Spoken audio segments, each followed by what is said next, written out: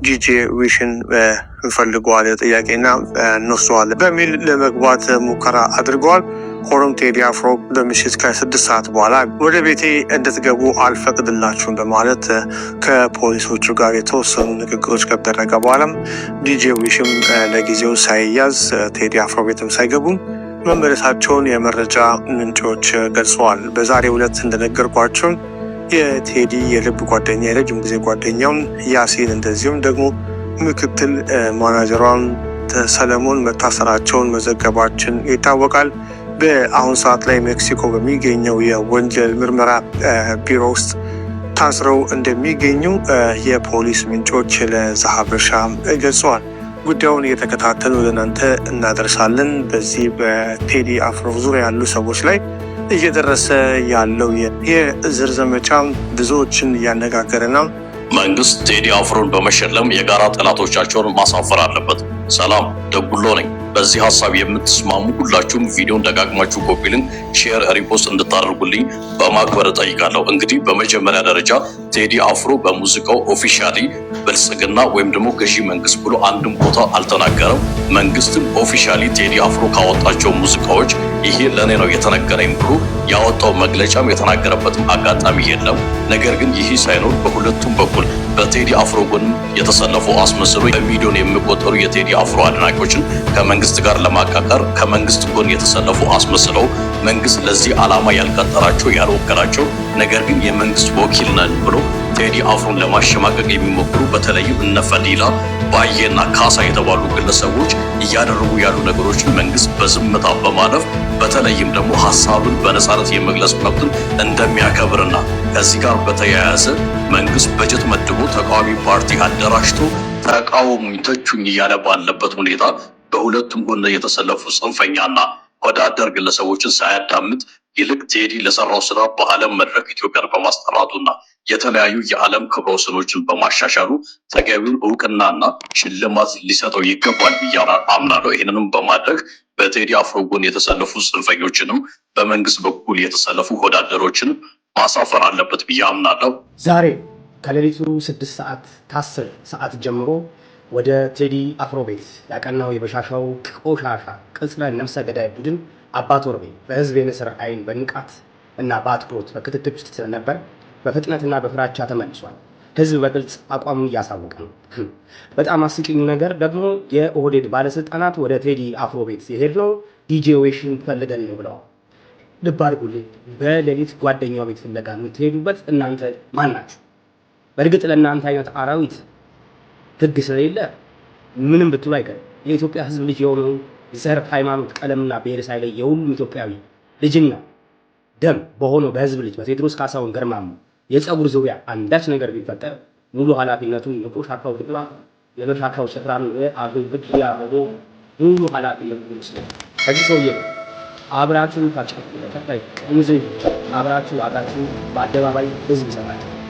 ዋ ዋ ዋ ይሄ ማለት እናንተ በስም ጭምር ለምታስቃብቱ የእብይ አመዶ የተባሪ ካላ አሁን በዚህ ነው የጣጣው እቡ ያመርጨው መሬት ታቆ ሁሉ ነገሩ የታይታ አለሁ ምንም አልሰማኝም እያለ ባጫ ደበለኝ እያለ ራሱ ዱላ ከታች የቀጠነበት እያመለጠ አዳነች ወገዴ የምትይዘው የምትጨምቀው ተባለ ገንዘብ ለተሳዳቢዎቻቸው ይገበጠለ ዛሬ ላይ ይነቃስ ወዴ በዝግ ነው እቡ ያመር ግራብ ቴዲን ብናስረው በአንድ ቀን አመጽ በእንቧይ ላይ የካርነው ዘረኛና ፋሽስት ስርዓትን ያፈርሰዋል፣ በቋፍ ያለችዋ ስልጣናችን ትናዳለች የሚል ፍርሃት ወሯቸው የኦህዴድ ስርዓት በቴዲ አፍሮ ላይ በሚወሰዱ እርምጃዎች ዙሪያ መክሯል። ዛሬ በሌሊት ልክ ሊነጋ አካባቢ ማለት ነው። በአሁኑ ሰዓት በምንም ሰበብ ቴዲን ማሰር ዋጋ የሚያስከፍል በመሆኑ ሌሎች ማጥቂያ መንገዶች ተነድፈዋል። ከነዚህ ውስጥ አንዱ ለመንግስት ግብር አልከፈለም ብሎ ትልቅ ገንዘብ በመጣል ለማሽመድመድ እንዲሁም ከስርዓቱ ጸጥታ ጋር በቀጥታ ያልተያያዙ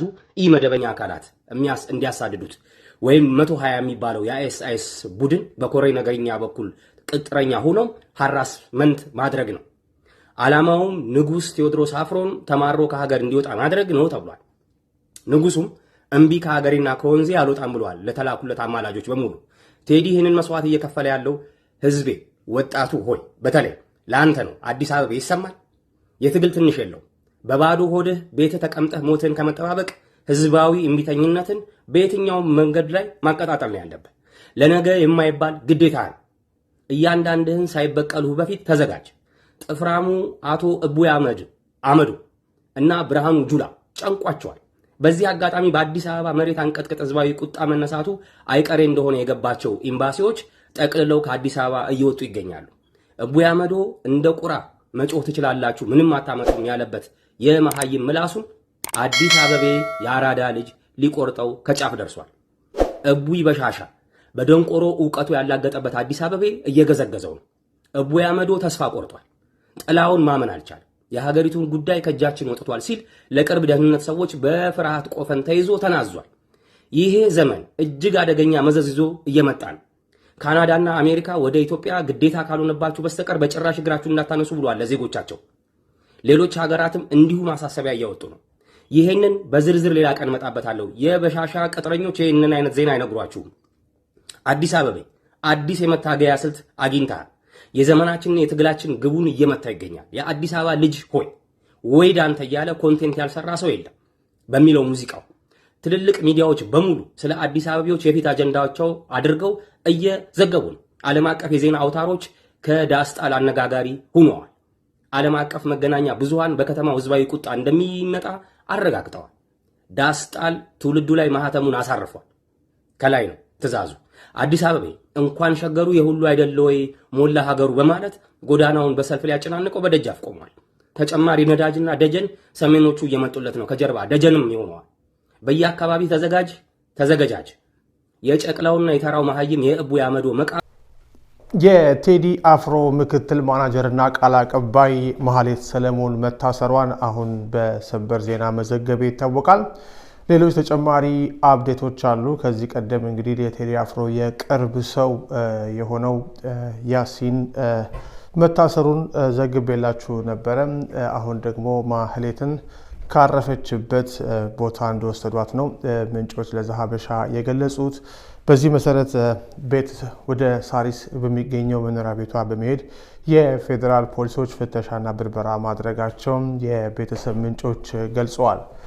ይህን ተከትሎ እንግዲህ በከፍተኛ ሁኔታ ነገሮች ውጥረት ውስጥ ገብተዋል። የቴዲ አፍሮ የቅርብ ምንም የማይለየው ጓደኛው አሁን ደግሞ ምክትል ማናጀሩና እንደዚሁም ቃል አቀባዩ የኦስትሪያ ዜግነት ያላት ኢትዮጵያ የተወለደች ዜግነቷ የኦስትሪያ ዜጋ የሆነች መሐሌት ሰለሞን መታሰሯ ብዙ አነጋጋሪ ሆኗል። ጉዳዩን እየተከታተልን ወደ እናንተ እናደርሳለን።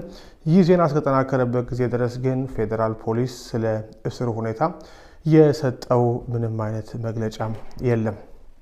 ተወዳጁ ድምፃዊ ዳዊት ጽጌ ስለ ቴዲ አፍሮ አዲሱ አልበም የሰጠው አጭር አስተያየት በጣም ደስ የሚለው እስኪ በአጭሩ ላቅርብላችሁ። የኢትዮጵያ የሙዚቃ ሰማይ ላይ ከሚያበሩት ደማቅ ከዋክብት መካከል አንዱ የሆነው ቴዎድሮስ ካሳሁን ወይም ቴዲ አፍሮ በድጋሚ የጥበብ ማዕበሉን ሊያስነሳ የሰዓታት ዕድሜ ብቻ ቀርቷል።